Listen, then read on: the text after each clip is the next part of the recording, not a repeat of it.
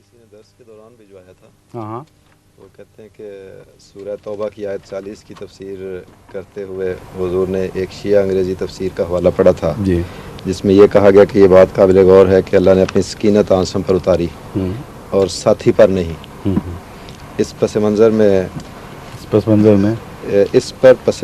میں سوال یہ ہے جی سوال یہ ہے کہ آیت میں فَأَنزَلَ اللَّهُ سَكِينَتَهُ عَلَيْهِ میں ہو کی ضمیر کیا ساتھی کی طرف نہیں جاتی؟ یہ انہوں نے میں سمجھ گیا ہوں. یہ سوال یہ جرمنی سے ڈاکٹر عبدالرحمان بھٹا صاحب. بات یہ ہے کہ اگر مضمون کے سیاق و سباق کو دیکھا جائے تو حضرت محمد رسول اللہ صلی اللہ علیہ وسلم نے تو سکینت کھوئی ہی نہیں تھی. وہ تو سکینت عطا کرنے والے تھے.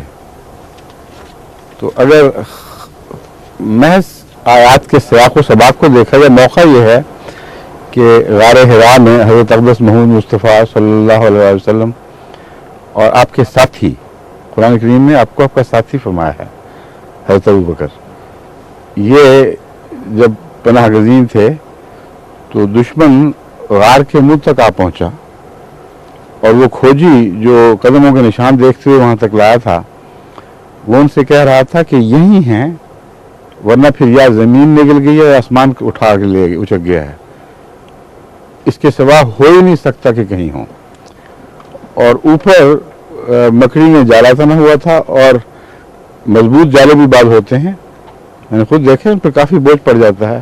وہاں کسی چھوٹے سے پرندے نے انڈا دے دیا تھا، بعض کہتے ہیں کبوتری نے دیا تھا، مگر ممکن ہے نسبتاً چھوٹا پرندہ ہو، اور وہ انڈا بھی اس پہ لٹک رہا تھا جھول کے اندر. تو دیکھنے والوں نے کہا کہ عقل کے خلاف بات ہے، یہاں ہو ہی نہیں سکتے. اور یہ جو کھڑے باتیں کر رہے تھے نیچے سے، بعض روایات سے پتہ چلتے ان کے پاؤں دکھائی دے رہے تھے. اس وقت حضرت ابوبکر صدیق رضی اللہ تعالیٰ عنہ کو گھبراہٹ ہوئی اور انہوں نے خطرے کا اظہار کیا. اور یہ جو بتانے والے بتاتے ہیں، جو شیعہ روایت کرنے والے، کہ اونچی آواز سے ایسا کہہ دیا، یوں لگتا ہے جس کو خوف تھا وہ بے خوف ہو گیا گویا کہ. وہاں یہ نتیجہ نکالنے کی کوشش کی ہے کہ گویا رسول اللہ صلی اللہ علیہ وسلم کی جان کو خطرے میں ڈالا عمدن. حالانکہ بے چینی کو تو ان کو اپنی تھی، اگر ان کے خیال میں اپنی تھی تو وہ کیسی ایسی بات کر سکتے تھے اونچی آواز میں. اور اونچی آواز کیسی تھی؟ جو بحث ہو رہی ہے انہوں نے سنا بھی نہیں اور اسی طرح چھوڑ کے چلے گئے. خیر یہ تو ضمنی بات ہے. سوال وہاں یہ اٹھایا ہے انہوں نے کہ اس کے جواب میں جب انہوں نے یہ کہا کہ کچھ کہا رسول اکرم صلی اللہ علیہ وسلم سے کہ خطرہ ہے کہ یہ ہمیں دیکھ لیں گے، تو اس وقت حضرت صلی اللہ علیہ وسلم نے مخاطب کر کے فرمایا لا تحزن ان اللہ معنا. ہرگز کوئی حزن، کوئی فکر کی بات نہ کرو، اللہ ہمارے ساتھ ہے. اب بحث یہ ہے کہ فکر اگر شیعہ روایت درست ہے تو فکر محمد رسول اللہ کو تھا یا ابو بکر کو تھا؟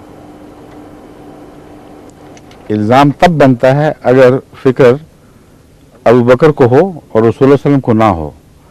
اور جب رسول اللہ صلی اللہ علیہ وسلم کو فکر تھا ہی نہیں تو سکینت پھر رسول اللہ صلی اللہ علیہ وسلم پر کیوں اتری؟ پھر تو جو بے چین تھا اس پر اترنی چاہیے تھی. تو ہو کی ضمیر جو آزاد چھوڑ دی گئی ہے اس مضمون کے تسلسل میں، اس کا حضرت ابو بکر کی طرف پھیرا جانا بعید از عقل اور بعید از قیاس نہیں ہے. بلکہ اگر کسی فکر مند کا فکر دور کرنے کے لیے سکینت اتری ہے تو شیعہ خود تسلیم کرتے ہیں کہ حضرت محمد صلی اللہ علیہ وسلم کو کوئی فکر نہیں تھی.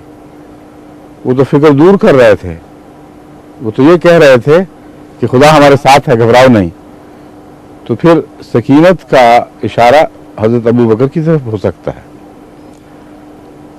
انزل اللہ سکینت کا اشارہ حضرت محمد رسول اللہ صلی اللہ علیہ وسلم کی طرف میں نے پھیرا تھا، وہ ادب اور احترام اور برتر مقام کے لحاظ سے، اس پہلو سے کہ جو سکینت محمد رسول اللہ پر اتری وہ ساتھی کو بھی نصیب ہوگی.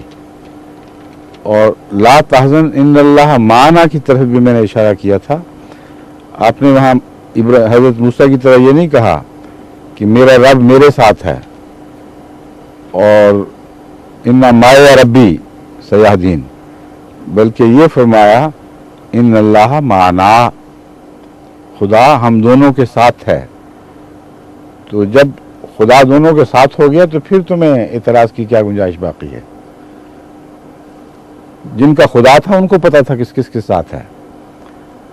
अगर सकीनत सिर्फ मोहम्मद रसूलुल्लाह की खातिर सिर्फ आपकी ज़ात पर उतरती और उसके फैज़ का इंतशार हज़रत अबू बकर तक ना होता तो फिर रसूलुल्लाह सल्लल्लाहु अलैहि वसल्लम ये नहीं फरमा सकते थे कि इन अल्लाह माना।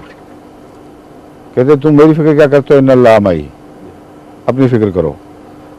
तो ये सियाक़ व सबाक़ मज़मून की जो तर्ज़ बयान है साफ बता रही है कि हज़रत अबू बकर सिद्दीक़ अल्लाह ताला के फजल और रहम के साथ हज़रत मोहम्मद रसूलुल्लाह के साथी थे और नेक साथी थे, और इस पहलू से आ हज़ूर के ऊपर जो खुदा के फैज़ नाजिल हो रहे थे उनमें वो भी हिस्सेदार बन गए थे।